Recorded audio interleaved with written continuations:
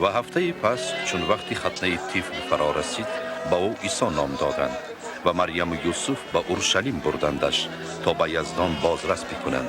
شمعون نام پیرمردی در کنیش آنان را روبرو آمد. روح مقدس وعده داده بودش که تا مسیحا را نبیند نمیرد.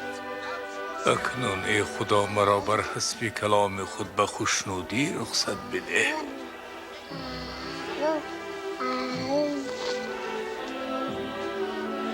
چون که دیدم نجات بخشی بشر را، این طفل برگزیده خداست.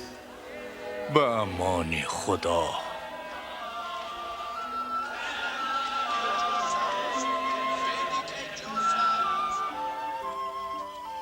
چون مراسم دینی به پایان رسید، آنان اورشلیم را پدرود گفتند و به ناصره برگشتند.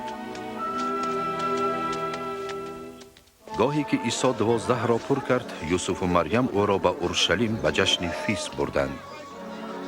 ولی پس از جشن چون به خانه برگشتند و گمانشان بچه‌بان هاست، عیسی در اورشلیم مانده بود.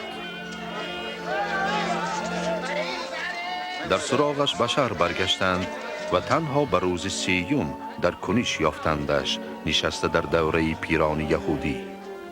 این زاده کیست که چنین سوالها کند؟ از ناصره هستم. گمان کردیم که به ما رفته شفتگیش را ببخشاید. همه از خیرت و ذکاوت او شگفت ماندند. چرا با ما چنین کردی پسرم؟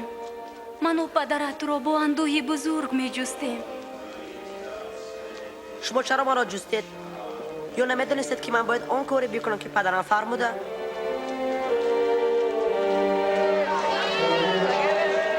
عیسی با ایشان به ناصره برگشت، بزرگ شد و با خیرت و ارزنده مهر خدا و بشر گشت.